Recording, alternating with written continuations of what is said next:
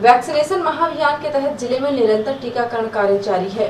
Vaccine centre पर आमजनों की भीड़ और उत्साह को देखते हुए जिले में वैक्सीन उपलब्धता अनुसार भेजी जा रही है।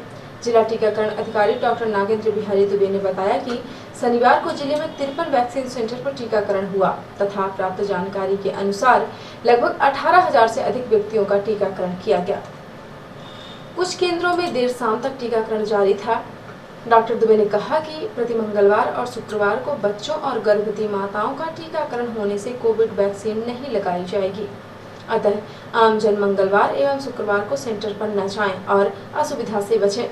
उन्होंने बताया कि जिले में 10 जुलाई 2021 की स्थिति में भारत सरकार के कोविन पोर्टल पर एंट्री के अनुसार अब तक 2,40,000 से अधिक डोज लगाए जा चुके हैं। जिले के सामाजिक संगठन, एनजीओ, कोरोना वॉलंटियर, पंचायती राज का अमला आदि के सतत सहयोग से आमजन नजदीकी सेंटरों पर सुविधाजनक रूप से टीका लगवा रहे हैं। विदित हो कि कोविशील्ड का पहला टीका लगने के बाद दूसरा टीका 84 से 112 दिन के बीच में लगाया जा रहा है और कोवैक्सीन का दूसरा डोज 28 से 42 दिन के दौरान लगाया जा रहा है। भाजपा जिला कार्य समिति की बैठक शक्ति पैलेस सीधी में आयोजित की गई, जिसमें मुख्य अतिथि मध्य प्रदेश शासन के पूर्व मंत्री रीवा विधायक राजेंद्र शुक्ला और भाजपा जिलाध्यक्ष इंद्रशरण सिंह चौहान की अध्यक्षता तथा प्रदेश मंत्री राजेश पांडे और प्रदेश कार्य समिति सदस्य डॉक्टर राजेश मिश्रा जी के विशिष्ट आतिथ्य में संपन्न हुई। बैठक की शुरुआत राष्ट्रगीत वंदे मातरम के गान के साथ प्रारंभ हुई।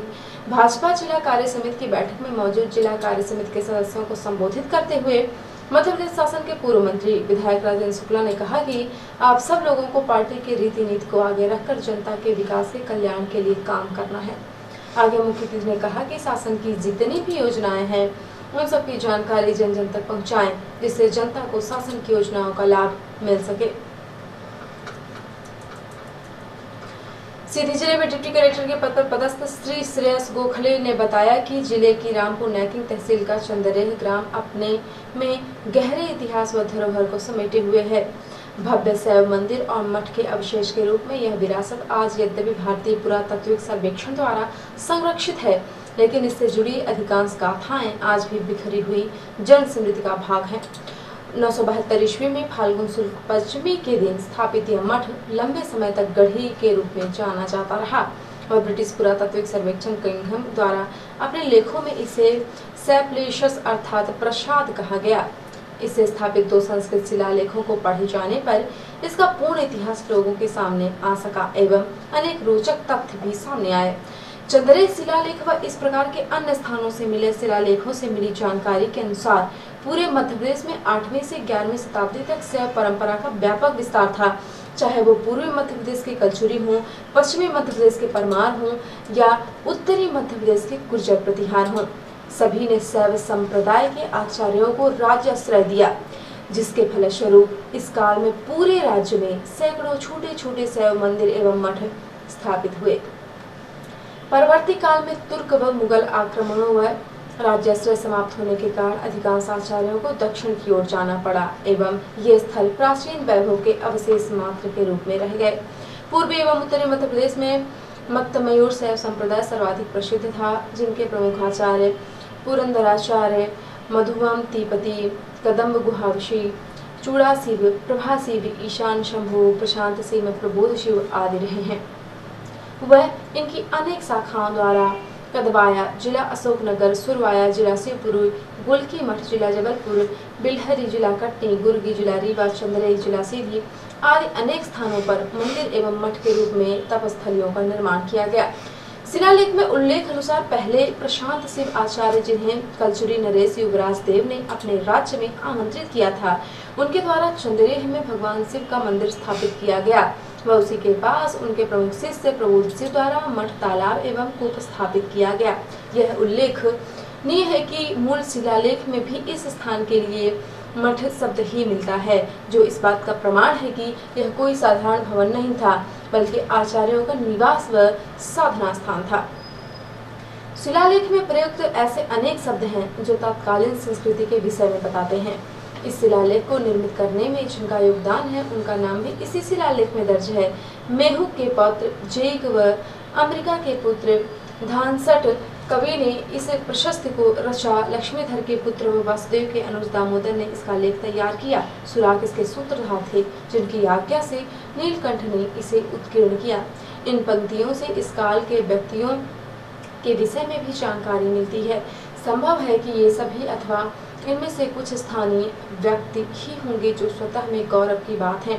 इस स्थान का संबंध महाकवि बाणभट्ट से भी जोड़ा जाता है, किंतु इस शिलालेख में उनके विषय में कोई उल्लेख नहीं है। यह शिलालेख बाणभट्ट के काल से बाद के समय का है। वह दोनों में 200 वर्ष से अधिक का समय का अंतर है, किंतु यह भी उल्लेखनीय है कि शोणनद से प्रशांत व बाणभट्ट दोनों का संबंध प्रगाढ़ है एवं इतिहासकारों के मत में बाणभट्ट रचित कादम्बरी में उनके जन्मस्थान का चित्रण शोण बनास संगम के क्षेत्र जैसा ही है। अतः श्री निर्मूला जनश्रुति इस शास्त्र वचन अनुसार यह माना जा सकता है कि संभवतः बाणभट्ट के पूर्वज सोन के इस क्षेत्र में निवास करते रहे होंगे, जहां वानरगण सिंह के शावकों को चुनते हैं एवं मृग का शिशु सिंहनी का दुग्ध पीता है। एक दूसरे के परस्पर विरोधी अपना अपना बैर भाव छोड़ देते हैं।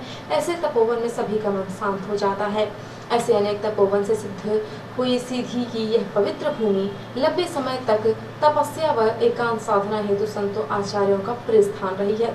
ऐसी अनेक धरोहरें इस क्षेत्र में यत्र तत्र विराजमान हैं, जिनका महत्व हर व्यक्ति को जानकर उनका संरक्षण करने की आवश्यकता है। प्राचीन शैवाचार्यों की ईश्वर भक्ति, तपोनिष्ठा, निर्भयता, शांति व परिश्रम का संदेश देता प्रशांत आश्रम से मठ व मंदिर किसी भी जागरूक व्यक्ति के लिए जीवन बदल देने वाला स्थान है। पुलिस अधीक्षक पंकज कुमावत के निर्देशन, अतिरिक्त पुलिस अधीक्षक अनुरुता पाटले के कुशल मार्गदर्शन, थाना प्रभारी रामपुर नैकिन के नेतृत्व में चौकी प्रभारी पिपरा विशाल शर्मा एवं उनकी टीम ने मारपीट कर बुलेरो लूट करने के आरोपी विवेक उर्फ योगेश दुबे, पिता राम बिहारी दुबे, उम्र 27 साल, निवासी ग्राम पैपखरा, थाना चुरहटा, जिला रीवा से चोरी का वाहन जब्त कर आरोपी को हिरासत में लिया है। साथ ही एक अन्य आरोपी बिहारी लाल मिश्र, पिता अखिलेश कुमार मिश्र, ग्राम भैसरहा को अवैध रूप से नशीली सिरप विक्रय करने के आरोप में गिरफ्तार किया है। दोनों आरोपियों को वैधानिक कार्रवाई उपरांत जिला जेल सीधी दाखिल कराया गया है।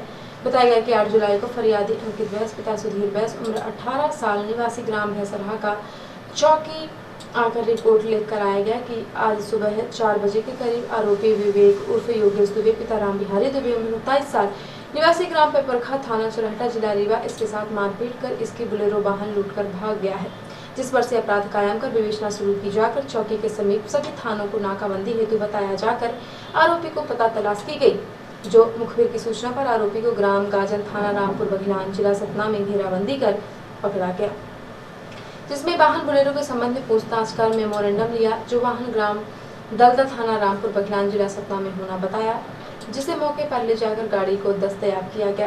कार्यवाही में राजकुमार सिंह परिहार, सुकनपल सिंह, प्रसन्न मिश्रा, राकेश महेंद्र भितरिया, संजीव बसेड़िया, जितेंद्र बघेल, नायक चंद्रशेखर उपाध्याय, चक्रधर मिश्रा का योगदान रहा। रिपोर्टर हिमांशु तेला ने बताया है कि भीड़ को नियंत्रित करने के लिए नैनीताल जिला प्रशासन ने एक बड़ा फैसला लिया है। नैनीताल डीएम धीरा सिंह गारब्याल ने आदेश जारी किया है कि बिना कोविड नेगेटिव रिपोर्ट, पंजीकरण और होटल बुकिंग के किसी भी पर्यटक को नैनीताल में एंट्री नहीं मिलेगी। कोरोना बीमारी में छूट मिलने के बाद नैनीताल में पर्यटकों की भीड़ लगने लगी है। वहीं पिछले दिनों कई ऐसे लोग दूसरे राज्यों से नैनीताल पहुंचे थे जिनके पास कोरोना वायरस नेगेटिव की रिपोर्ट नहीं थी, जिन्हें रास्ते से लौटा दिया गया था। इसके अलावा कोरोना वायरस की तीसरी लहर का अनुमान लगाया जा रहा है और भविष्य में ये भीड़ खतरा ना बने, इसीलिए भी प्रशासन पहले से सभी सुरक्षा कदम उठाना चाहता है। और अब से प्रादेशिक हलचल। एमपी में प्राइवेट स्कूलों की हड़ताल का मामला, सरकार के समर्थन में उतरे पेरेंट्स बोले, जब पढ़ाई ऑनलाइन हो रही है तो हम पूरी फीस क्यों चुकाएं। ग्वालियर के भ्रष्ट अफसर के काले कारनामे सरकार, मंत्री और विधायक तक बदल गए, लेकिन एसडीओ नहीं बदला। 16 साल से ग्वालियर में ही जमा। सीएम शिवराज का पूर्व सीएम कमलनाथ पर पलटवार, बोले ओबीसी वर्ग के हितैषी होने की नौटंकी कर रहे हैं, उन्हीं की सरकार में कोर्ट से स्टे मिला। और भोपाल पहुंचा एक्टिव मानसून, तेज बारिश शुरू, मध्य प्रदेश में 17 जुलाई तक झमाझम के आसार। और अब पेश राष्ट्रीय हलचल। यूपी में जनसंख्या नियंत्रण का ड्राफ्ट तैयार, 2 से ज्यादा बच्चे हुए तो सरकारी नौकरी नहीं, चुनाव लड़ने पर भी रोक। हिजबुल चीफ सलाउद्दीन के 2 बेटों समेत कश्मीर के 11 सरकारी कर्मचारी बर्खास्त, आतंकियों से रिश्ते का आरोप। देश में नशे की दूसरी सबसे बड़ी खेप पकड़ाई। दिल्ली पुलिस ने 350 किलो हेरोइन बरामद की। इंटरनेशनल मार्केट में कीमत 2500 करोड़। और बिहार, राजस्थान और बंगाल में वैक्सीनेशन की सबसे ज्यादा कमी। केरल और दिल्ली की हालत बेहतर। तो ये थे आज के प्रमुख हलचल। यदि आप न्यूज फेसबुक पर देखते हैं तो पेज को लाइक और फॉलो करें। यूट्यूब पर देखते हैं तो चैनल को लाइक और सब्सक्राइब करना बिल्कुल ना भूलें। आप किसी भी न्यूज को तत्काल पढ़ने के लिए लॉगिन करें www.ntmedianews.com। सीधी एवं हिंदी के प्रत्येक न्यूज का अपडेट अपने फोन में पाना चाहते हैं तो आप प्ले स्टोर से हमारा app NT media news download करें और जुड़े रहें अपने आसपास की समस्त गतिविधियों से NT मीडिया न्यूज के साथ। नमस्कार।